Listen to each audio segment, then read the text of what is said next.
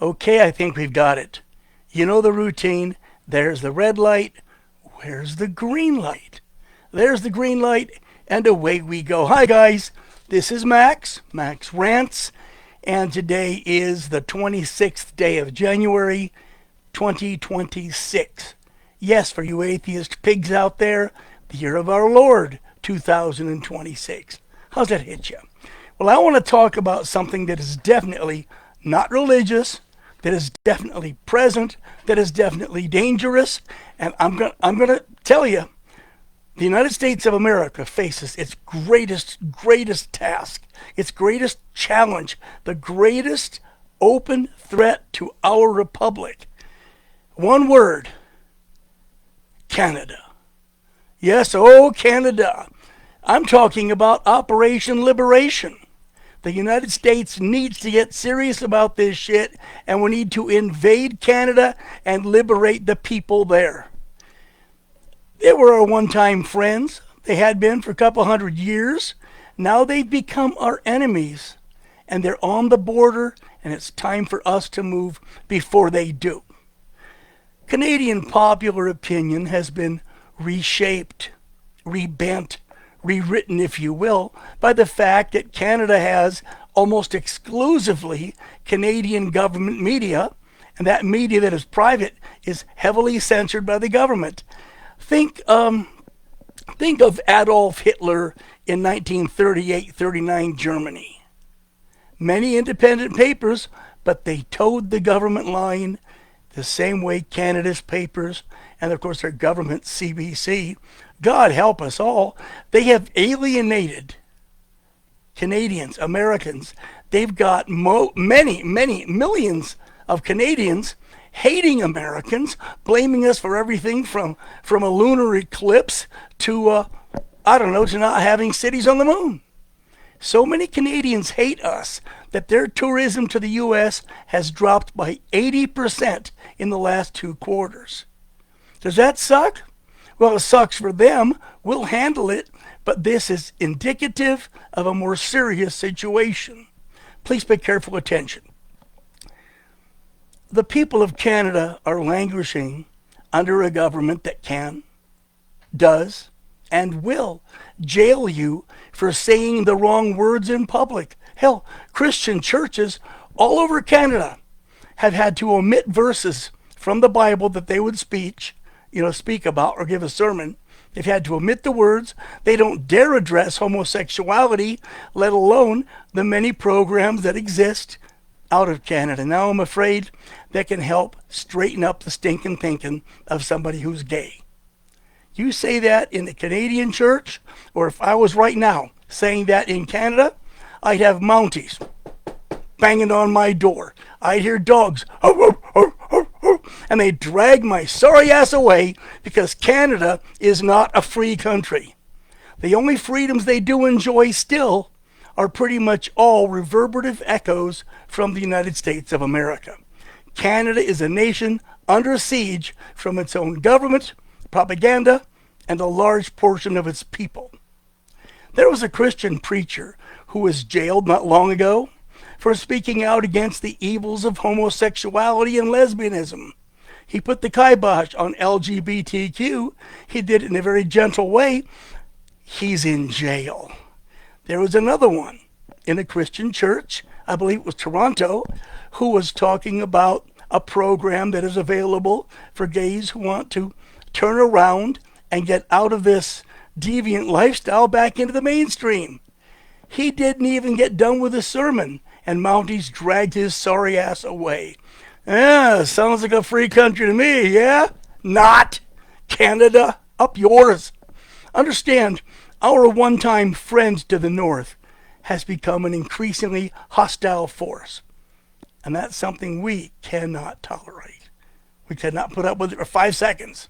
One of the many reasons that America has remained so free for so long is because we have not shared our borders with hostile neighbors, with bad actors, with enemy nations. That's over now. We've got Mexico. Okay, we understand that. There's open hostility, but they're trying to cooperate with us. Then we've got Canada. Oh my God, they're cutting off our trade. Oh, Who will make our hockey pucks? Oh, can you live without Molson beer? Eh? So what about it? I suppose I can. Eh? You understand? We face a very hostile force. With Mexico's success at smuggling illegal aliens and drugs put to a stop, yes, we've almost completely stopped all of this human trafficking and drug smuggling over the southern border. It's been a monumental effort, but we're getting it done. We're damn near there. To the north of us, we have another border with Canada. And that damn thing is porous as hell. And these terrorists, these bad people, these bad actors, these jackasses are pouring over the border. And Canada's offering less than a token cooperation. Understand, Canada's lack of cooperation and open hostility to American Border Patrol, to American immigration, to America is over the top. Canada's openness to anybody, terrorists, anybody. You can fly into Canada from Somalia, from Nigeria, from Mogadishu, wherever the hell terrorists hide out. You can go to Canada. They don't ask too many questions. It's a tourist visa. Hey, I'm a terrorist from Somalia. I'm not going to overstay my visit. I just want to look at the CBC Tower. Yeah, right. Canadian coyotes get me over the border, and the United States of America has one more terrorist to deal with. You got to love this shit, because they're coming over by the thousands. You're not hearing the numbers on the media of how many are coming in over the northern border, because everybody spent too much time concentrating on the taco wall on the south border. We're in trouble, people. You understand, a lot of really bad actors fly into Toronto or Vancouver, then slip over into the United States. Is it any wonder the FBI refers to Canada as the runway? Canada has severed ties with the U.S. on almost every front. I mean, trade, negotiation, everything. They're saying, screw you, America. We hate your president. We hate you. Up yours. So we're going to work with our new BFF, best friend forever, Communist China, Xi Jinping. Woohoo! Yeah, Canada's best buddy now is Communist China, the world's largest socialist, semi-socialist, semi-quasi-communist country in the world. Now, I know China very well. I lived there for 16 years. I am in touch with many of my friends in China now. I have a lot of contacts. I hear a lot of things. I can verify stuff. I know China, so let's talk about this. By the way, my Canadian ties are pretty strong as well. While Canada severed these ties and they're leaning more toward China, we now face threat not from Canada's itty-bitty, undertrained, ill-equipped Boy Scouts of Canada kind of military. They're a joke, okay? They're a joke. We need to be afraid of their BFF, China, because right now,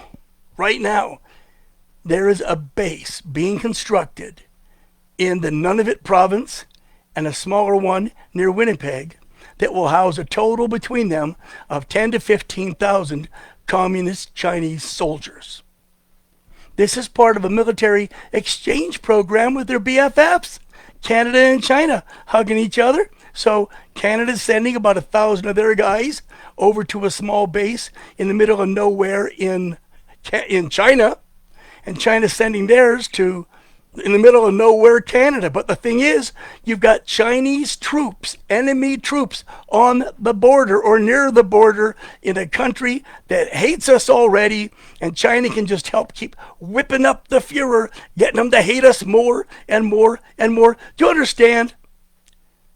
With Chinese troops in Canada, we face, I hate to use the words, a clear and present danger to us. We're in trouble, people. We're in trouble. And there's only one solution. Hold on to your hats. You heard it at the beginning of the talk. We need to liberate the Canadian people. It's time we invaded Canada. Stop screwing around. Let's get over there and save those people from a government that's not a hell of a lot freer than China's. We need to move on Canada. Trade negotiations, financial threats, that's all fallen flat because China is increasing their foreign aid and trade with Canada. 98% of Canada's population and military assets are sitting on our border. You can throw a baseball from our border cities and hit them. Everything's right there. We can get there by train, by jeep, by tank. We can roll a lot of ground assets, and we can overwhelm Canada in a long weekend. Think of General Patton rolling into Sicily, and the Italians are throwing flowers, welcoming him. Thank you for saving us from Mussolini, from Hitler. Now what we would have? We'd have American tanks rolling into cities, and you'd have the Canadians throwing flowers. Thank you for saving us. Thank you for saving us from the likes of Trudeau. Thanks for saving us from Carney. Thanks for saving us from commies, Carney, whatever. Thank you very much.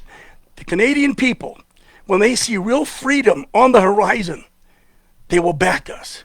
They will back us. That's the only solution. And you understand, I'm getting to the close of my rant here.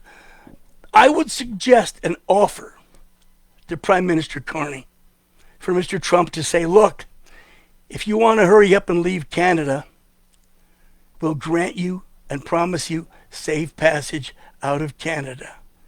But this offer has an expiration. It's running out every day. Well, we did the same thing for Maduro. Why not do it for Carney? In Maduro's case, he said, screw you, come and get me, here I am. So we screwed him, went and got him, there he was.